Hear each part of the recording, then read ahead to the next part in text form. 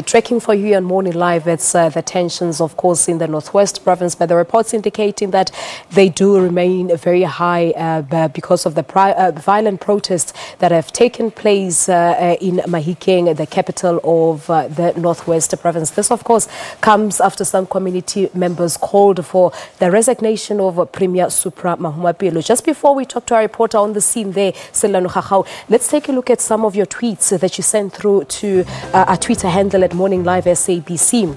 Alfie Lekhoba saying the only solution that is there is for Mahumapelo to step down before the current situation gets worse. Zico Smith writing to Morning Live this morning saying Supra is a shield that's protecting underperforming mayors. How is Madibeng mayor still in office? All right.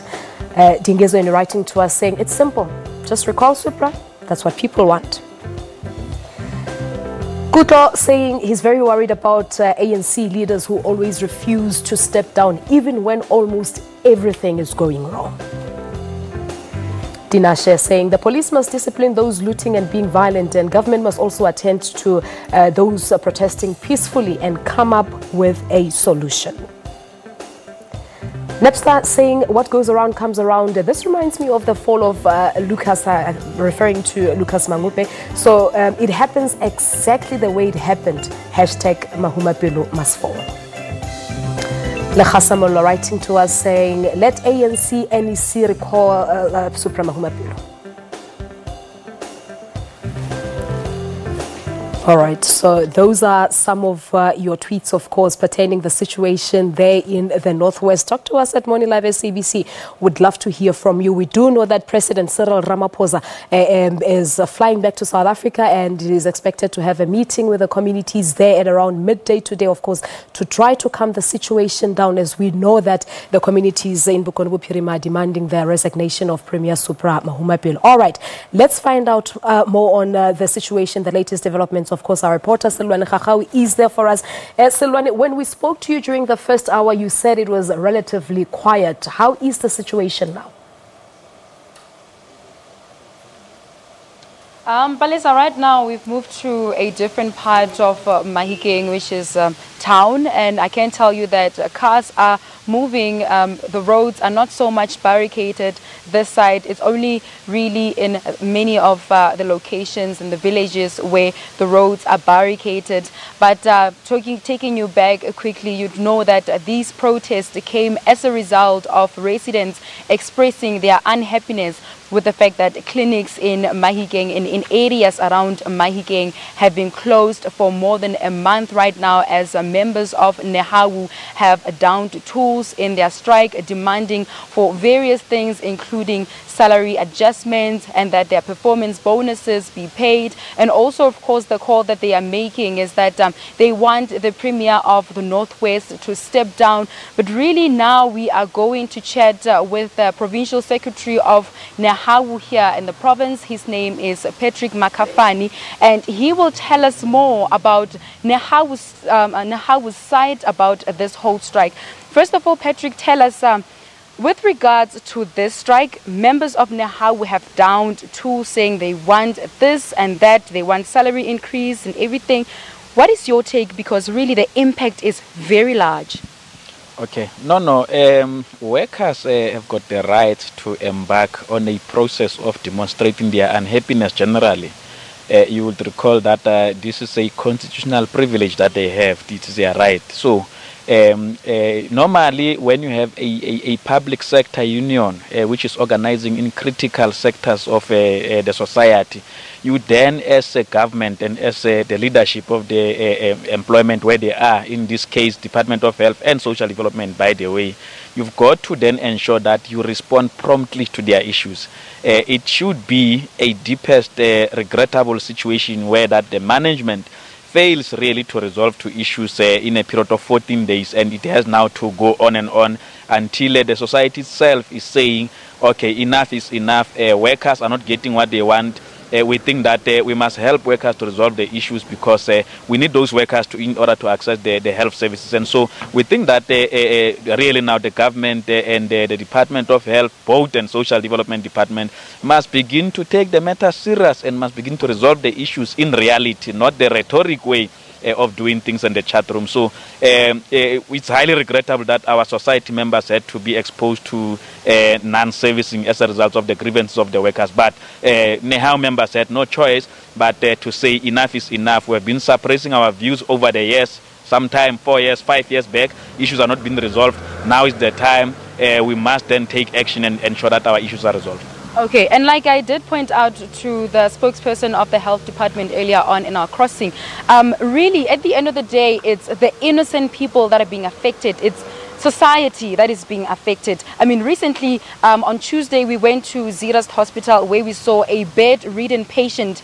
being sent home because the nurses saying they are joining the strike and they will not be working. So really patients must go home and their family members must come and collect them. The patient was sent home without even medication, which I understand obviously that is now the part of the department. But as NEHAU, we saw members of NEHAU protesting, or let me not use the word protesting rather, but they were singing, dancing, demanding that the Premier must step down, demanding that the health department resolves all these issues and gives them their demands.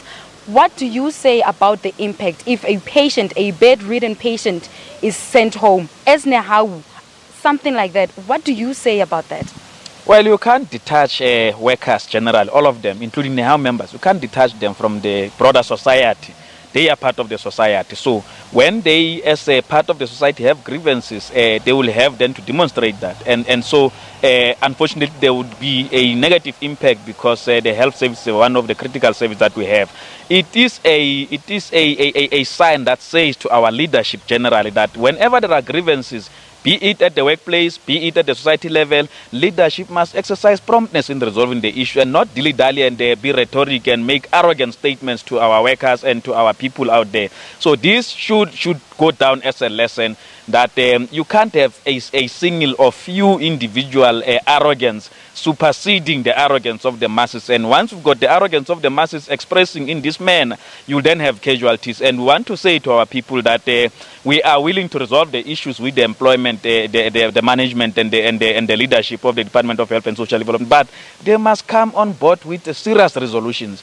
We don't enjoy the current situation, but however, we're saying that the fact that there's general collapse of the Department of Health and Social Development under the watch of the Premier himself, it shows that you have a general collapse of the government in the Northwest Province. And we think that it's about time that workers themselves stand up and say, can this be corrected? And we hope that the intervention that will come from whoever is coming from will really bring the stability in the Northwest Province. It was not our intention to deprive of the people of their rightful services of the health department, but as you would have noted that it is now spreading through the entire provinces. You will have hospitals that are now being affected, the biggest hospitals in Rustenburg and so forth. So we hope that by the end of business day today, really the leadership of government and the political leadership will then have to find a resolution, but you do not then expect NEHAU members to drink water and say, no, we hope that God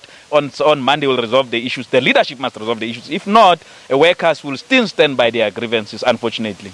Okay, so in this whole strike, as clinics are not working or when there is go slow at hospitals, people are unable to receive their medication. And we're even talking about chronic medication, people with TB, people with HIV, diabetes. These people are unable to receive medication, and they have been giving us those concerns as the media. And I asked the Department of Health this question, and I would like also to ask you as NEHAU. We saw what happened at Life Esidimeni. Should disaster happen, should lives be lost, who should be accountable? Do you think NEHAU should be held accountable for this, or who should account for that? Not a chance. NEHAU is not the Department of Health. NEHAU are the employees of the Department of Health. NEHAU is there to produce labor. and you know they sell their power in order to get the salaries at the end of the day, to get the mutual benefits that they are battling for on daily basis, which are the current grievances that the management is not responding. So the custodian of offering services to the society is the Department of Health, and therefore whatever happens, whatever casualties that we may have, it's as a result of a dismal failure by the Department of Health to then ensure that there's uninterrupted services that are offered to our people, irrespective of the grievance. First and foremost is the failure of resolving the issues as promptly as they could, not taking the union serious and undermine the union leadership and so forth and so forth. So the reaction of the members that enough is enough. You can't undermine our union like this. You can't undermine our power like this. Hence, then you have a situation where Dinos, our Spesa and others also joined and said, no, but you can't then undermine workers like this, and you have to enjoy the status quo, and that our workers are doing their services when you don't respond to their issues. How do you explain a situation that you have the state is being privatized to Marang, Buteles and the rest of the others, and you expect workers to be happy that they are being given to private companies who are taking 2 to 3 months without paying them? You expect that the community health workers who are taking care of the very same chronic people in our society, that you expect them to be happy, and yet their contracts has been terminated, their salaries are not being adjusted. You expect that the public servants must offer the services in a limping situation that they are. You creating another public service outside in the form of Marang. That is wrong. Workers want quality jobs. Workers want a quality public service. By the way, how members are friends with the patients. They know the patients better than anyone. That is why it is not safe to then even think of bringing a replacement labor or even bring the soldiers, because what could then go wrong in the absence of the NEHAU members and the workers in the public service generally will be squarely put on the employer and the government to that effect. Okay, the last question is that another call that NEHAU has been making amongst the demands is that the HOD of the health department must be suspended. You'd remember that after media reported on the Mediosa contract, which is a Gupta-linked company that the Department of Health is working with, where 30 million rand was paid prior to Mediosa providing any services. The HOD who approved that contract has now been suspended after he was put on special leave for more than a month. Now he has been suspended. He was suspended yesterday by the Premier. As NEHAU, you've been calling for that. Do you welcome that, or what do you think about that? Did it have to take so long for a person who really has now confessed publicly that he has misconducted? Did it have to take so long, really? Did it have to take that the entire society must stand up in order for one thing to be delivered by the employer? We think that we have been taken for a ride here, and we think that every time if issues have to be resolved in a manner in which a society and the members of the union have to express arrogance towards the employer and towards the society members at large, that the businesses and everybody else must suffer because one person was so important that he cannot be subjected to the correct disciplinary procedures of the public service. We think that if that's the kind of leadership that we're going to provide as Northwest in general, if that's the kind of leadership that will provide, that we take in time to respond to the calls of the workers, to respond to the calls of the society members whenever they are raising issues, and we're taking forever because we are nurturing our own arrogance, we think that we're heading for a crisis. However, it has been done ultimately, although too little too late. We hope that it will be formally communicated, because we hear it from the media. We'll wait for the formal communication. We don't want to celebrate it. There's nothing to celebrate, because we still have over 20 demands that must be addressed, and insofar as we are concerned, nothing has been done to move an inch in terms of addressing those issues. The matter of HOD is not a fundamental issue. It was just to ensure that stick to the disciplinary procedures of the public service and do not mislead our people. Otherwise, we'll have to do the same to all the public servants who misconduct themselves, and you must give them the special leave. So we're happy that they are ultimately back to the correct way of doing things, amidst the fact that we have to pray for them, we had to toy for them, we had to keep everything in the standstill, because they think that they are gods of this world. And we are looking forward to engaging on other demands as well. Thank you very much. That was Patrick Makafani, who is NEHAU's provincial secretary here in Mahikeng, or in the Northwest.